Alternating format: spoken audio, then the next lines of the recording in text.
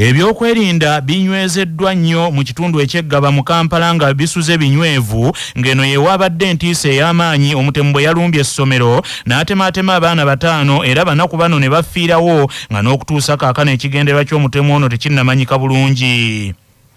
Okero Christopher Onyu yategerekese nti ye mutemu eyakutte ejjambiya olunaku lw'eggulo n'alumba essomero eryaggaba Alechadud Development Program School n'atemaatema abaana ekintu ekyawawazza ensi yonna. Wabula abatuuze b'eggaba baatadde ab'ebyokwerinda ku bunkenke nga balemesa ab'ebyokwerinda okutwala omutemu ono nga mulamu era ab'ebyokwerinda baakubye amasasi mayitirivu obungi mu bbanga nga bagumbulula abatuuze ababadde bataamya obugo nga baagala ono bo bennyini bamulye obunyama. Mu kiro ekikeesezza olwaleero ebyokwerinda bisuze by'amaanyi ddala mu kifo ewaabadde ettemu lino eryakoleddwa Okero Christopher Onyu ono era ekifo kyaggaddwa nga mu kiseera kino tewali akisaalimbiramu. Nyini ntebe w'ekyalo kino ekyeggaba Gabudyeri Musisi agambye nti kye beetaaga ng'abatuuze be b'ebyokwerinda ku mulundi guno okunoonyereza ensibuko ey'obutemu buno Uganda etegeere ekyabadde mu butemu buno.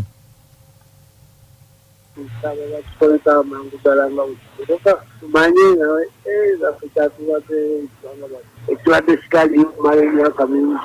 Munange wabaddeyo omutawaana omutemu yazolaka abaana. Tewali kirala kitiriwo ebitunda bityo binaabaawo. Baali bagula bajja bafika abaminisitaye abaana bakirala kyeyongerako. Bakigadde. Sekamu wa poliisi ya kuno Lusoko Ekituuma yategeezezza bannamawulire akawungeezi k'eggulo nti okunoonyereza baakutandikiddewo ku ttemu lino.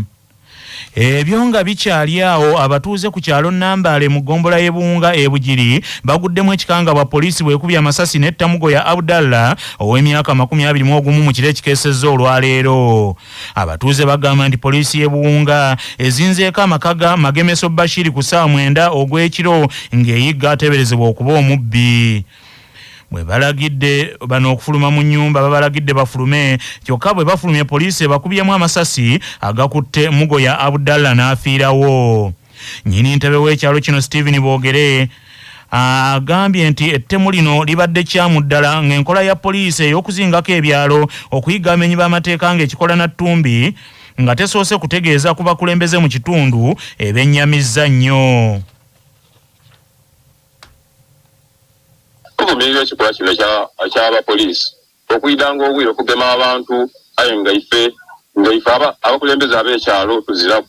Ekikolwa ekyo kibiino ino kitutyobolesa n'okututyobolesa kubanga twena ife wafidi abatuuze baife oyita otya ku kitundu essaawa 9 gwa bwire okugema omuntu nga tutegeezezzaako kuba obuyinza. So nvumirira ekikolwa ekyo nkivumirira n'okukivumirira balekerawo batukoberenga ku ensonga ebijja mu maiso. Ensonga erikubisa omuvubuka ono nsonga n'antono okigimalawo n'ankumi 5 ngukuyidi omuvubuka ono owundi muganda wono gwe bayise yajja yatola capati yole kuyidi capati ya nusu 5. Enteekateeka ez'okutambuza ekkubo ly'omusaalaba zitandise era omusasi waffe muzzukulu wa Mugema Kamulege ya Kireewo Kiwanuka ali Lubaga Kaabituwe. Enteekateeka ey'okutambuza ekkubo ly'omusaalaba okuva ku Lutikko Lubaga etandise ng'Abakristo abakuŋŋaanidde ku Lutikko Lubaga bakulembeddwamu Ssaabasumba w'essaza ekkulu ery'e Kampala ng'ayambibwako abasaserodooti abalala bannaddiini n'abantu ba Katonda. Mu nteekateeka eno ey'okutambuza ekkubo ly'omusaalaba Abakristu Abaprotestant n'Abasodokisi mu kye bayita Ecumenical Way of the Cross batambula okuva ku Lutikko ez'enjawulo olwo ne bamaliriza ekkubo ly'omusaalaba wali mu kisaawe kya Old Kampala. Bw'abadde asimbula Abakristu mu kkubo ly'omusaalaba Ssaabasumba Paul Semwogerere asabye Abakristu ne Bannayuganda bonna okutwalira wamu okuzuukira ne Kristu nga baleka ebibi nga basonyiwagana era nga batabagana. Ssaabasumba agambye nti abantu bangi ku ntandikwa y'omwaka guno batandika na busungu, batandika na bukambwe, wabula n'asaba nti ebyo byonna mu kiseera kino eky'ekisiibo webeera bikoma. Ate bo abamu ku bannabyabufuzi abeetabye ku mukolo guno okuli Minisita Omubeezi owa Kampala Christopher Kabuye Kyofa atogabye yeewaanyi bwewaanyi nti mu bbanga lyamaze mu ofiisi nga minisita wa Kampala alina bingi ebirabwako naddala okukola enguudo ate omubaka wa Kalungu West mu lukiiko lw'eggwanga olukulu Honorable Joseph Gonzaga Sewungu yeebazizza Ssaabasumba olw'enteekateeka z'akoze okulaakulanya essaza ekkulu ery'e Kampala mu kulyowa emyoyo gy'Abakristu n'abalala. Nze Kamulegeya Akireewo Kiwanuka wano e Lubaga. Ate ye omusasi waffe Dungu Davis Jowero atuleetedde eby'omulabirizi w'ennamirembe kitaffe mu Katonda Moses Banja. Ng'eggwanga likuza olunaku olw'okutambuza ekkubo ly'omusaalaba, omulabirizi Moses Banja era akozesezza olunaku luno okuwa obubaka bwe obwa Pasika egenda okubaawo ku Sunday ng'ennaku z'omwezi 5 omwezi guno. Mu kwogerako ne bannamawulire mu maka ge, Moses Banja agambye nti bannayuganda n'abantu abalala mu nsi yonna balina okulwanyisa ekizibu ky'entalo n'okusika omuguwa ebisukkulumye nti biviirako abantu bangi okuwaŋŋanguka. Naawe ekyokulabirako eky'omulabirizi we Morobo bwagambye nti entalo eziri ewaabwe zaamusengula nga kati yawaŋŋukira wano mu bulabirizi obw'ennamirembe kyokka nga talina ke yasigaza. Omulabirizi Moses Banja agambye nti abakulembeze ab'enjawulo balina okufaayo okubeera abakakkamu n'okukwatagana mu bintu ebitali bimu okutaasa abantu abo be bakulembera. Agambye nti wano mu bulabirizi obw'ennamirembe naddala abantu b'ekisaasi omulabirizi ono baatandise okumukwatirako era nti naye alina bingi byagenda omuyambako okuzzaawo obulabirizi bwe obwalina ekkanisa 35 esomu 35 ezaakosebwa. Mukama waffe Yesu Kristo kwe yawanikibwa bagumujjamu kakati emmotoka ne bagikumako omuliro yonna n'ebengeya n'eggwawo awamu n'ebintu ebyo byonna byali agenda okukozesa. Mwalimu ne Bayibuli, mwalimu n'ebyambalo bye, buli kimu ne kiggwawo. Bamulagira okutambula. Twebaza Katonda ensigaza obulamu oba oli awo bandimulese mu mmotoka naye n'abengeera omwo. N'ekyo twebaza Katonda. Wano ennamirembe mu kutambuza ekkubo ly'omusaalaba abantu batandise okweteekateeka era akadde konna banaatera okusimbula kyokka nga mbeetabye ne mu kutambula kuno kwe kuli n'omubaka wa Paalamenti ow'ennansana omulonde Zambaali Blasio Mukasa agambye nti azze okwetaba mu kutambuza ekkubo ly'omusaalaba lino kubanga akalulu ke kabaddemu okusika omuguwa kungi. Okutambuza ekkubo ly'omusaalaba kabonerako okujjukira Kristo olunaku lwe yattibwa era ekizikiza kyaliwo ku nsi naye oluvannyuma twafuna ekitangaala. N'olwekyo kano kabonero akalaga nti omuntu aweddemu essuubi osobola okuddamu essuubi. Twagala kiwe ensi yonna nti abo balowooza nti banyigirizibwa, abalowooza nti essuubi libaweddemu, abalowooza nti bakyafiibwako, Katonda ono akomyewo okuzzaawo essuubi, Katonda ono akomyewo okuzuukiza ebyo byali biganye. Ng'ebula ennaku mbale bubaza okutuuka ku misinde egy'amazaalibwa ag'omutanda nga Ssaabasajja Kabaka Sseggwanga Kimera Frederick Ronald Mwenda Mutebi II aweza emyaka 71 nga emisinde gino gyakuyindira mu Lubiri Emmengo. Abantu ba Ssaabasajja Kabaka abaneetaba mu misinde gino baweereddwa amagezi okutandika okwegeza mu ŋŋendo. Bw'abadde ng'ayogerako eri laadiyo ya Mbuga Kyabasa mu jugumiza ggwanga enkya ya leero, minisita w'abavubuka ebyemizannyo n'ebitono Oweekitiibwa Sserwanga Robert ategeezezza nti eŋŋendo zonna omuli olwa kilomita 5, olwa kilomita 10 n'olwa kilomita 21 zaawedde dda okulambibwa kyokka nga waliwo obwetaavu obw'okuzirambula. Emisinde gya Kabaka omwaka guno 2026 tugenda gidduka ng'ennaku z'omwezi 12 ye Sunday ejja. Mbadde mbasaba abantu ba Kabaka mwenna mu kaseera kano buli omu yandibadde yaguze dda omujoozi gwe era nja basaba nti omujoozi ogwo ng'oguguze ate nga n'amakubo gatongozeddwa oyinza okuyita mu Kongo otambula ekiseera kino naye nkusaba okutegeeza nti twangweko tufune omujoozi gwaffe tusobole okulaba nti ennaku z'omwezi 12 zitusange nga buli omu olina omujoozi gwo tusobole ate okudduka obulungi. Okudduka tugenda kusanyukiramu, tewandisubiddwa ssanyu eryo. Okudduka tugenda kubanga tuzza obulamu bwaffe obujja, tewandisubiddwa. Naye ate ekikulu ennyo tujja kuba twegasse ku nkuyanja y'abantu n'ensi yonna okulwanyisa okulaba nti tugaba amawulire agalwanyisa Mukenenya mu nsi yonna. Mukenenya awantu wonna aba mungi nnyo eri buli omu. Abaddusi emitwalo 13 be basuubirwa okwetaba mu misinde gino egy'amazaalibwa g'empalabwa omwaka guno ng'emisinde gino gigenda kutandikira mu Lubiri lwa Beene Mmengo nga 12 omwezi ogwokuna lwe Sande lwe lunaku olwa Sande olwa wiiki ejja nga n'ebitundu ebirala ebiri wabweru wa Buganda ne Uganda nabyo byakwetaba mu misinde gino egy'amazaalibwa ga nnyinimu. Obuganda nga bwetegekera okukuza amazaalibwa gano aga Sekesa, omukubiriza w'olukiiko lw'abataka omutaka Nsereko Kalamazi Namwama Ssaalongo Augustine Kizito Mutumba yeeyanzizza Ssaabataka olw'okutumbula enteekateeka ey'okulambula embuga z'ebika mu Bwakabaka bw'alamula nga muno beene mwennyini ataddemu ensimbi okulaba nga bazzukulu ba Buganda bamanya obuvo bwabwe.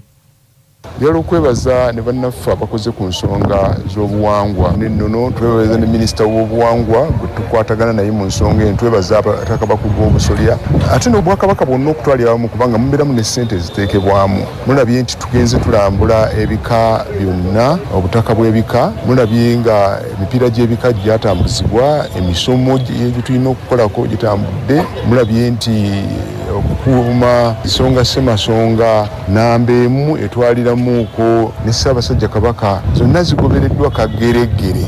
Olwekyo twebaza obuyiiya, okufaayo, obugumiikiriza okulaba nti nno tufuna ebyo byonna ebikoleddwa. Mirimu gino si myangu ate tewabeeranga wali kyangu. Buli ekintu ekibeera ekyangu olumu oyinza okwesiŋŋaana nga ddala tekikuluusanya, ekikuluusanya ne kikuzibuwalira buli lw'okikola obeera n'essanyu.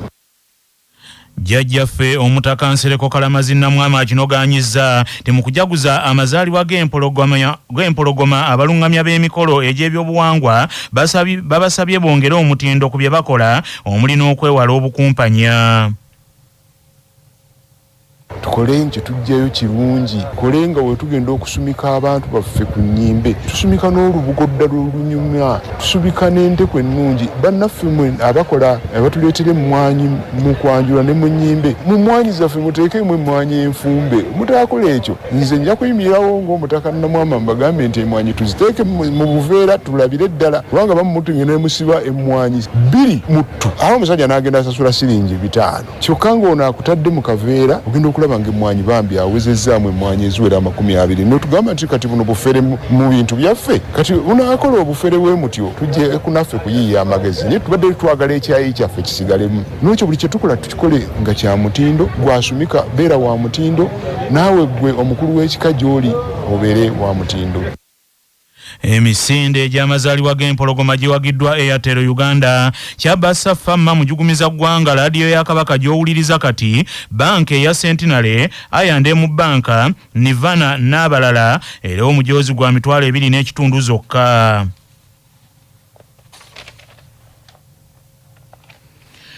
Olunaku olwaleero abakkiriza mu nzikiriza ezisuuta Kristu ng'omulokozi okwetooloola ensi yonna lwe batambuza ekkubo ly'omusaalaba nga batandika okujjukira okubonaabona n'okukomererwa ku musaalaba okwa Yesu Kristo omwana wa Katonda omulamu. Wano mu Uganda ab'enzikiriza 3 abatabibwa ekibiina kyabwe ekya Joint Christian Council okuli abakatuliki, abaprotestanti wamu n'abasodokisi bava ku lutikko ez'enjawulo basinkane ku kisaawe ekya Kampala mu Kadde Secondary mu kusinza okwawamu. Reverend Father Manuel Lubega ow'ekigo ky'Emmengo Kisenyi alambuludde ku bukulu obw'okutambuza ekkubo ly'omusaalaba.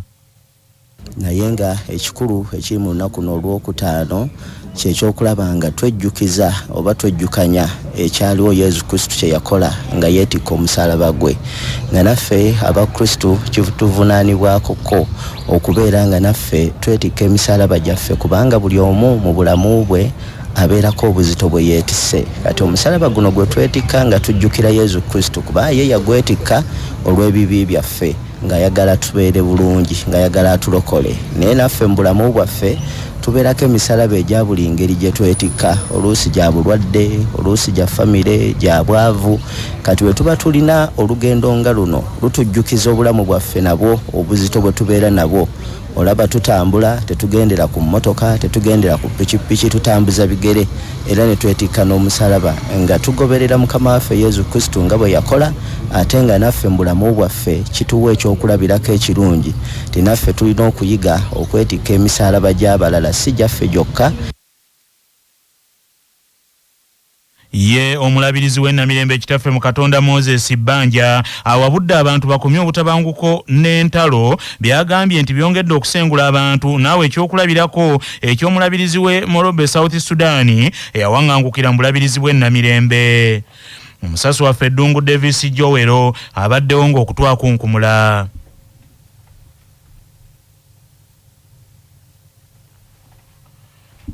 Dungu Yoweri tunamubawa oluvannyumako.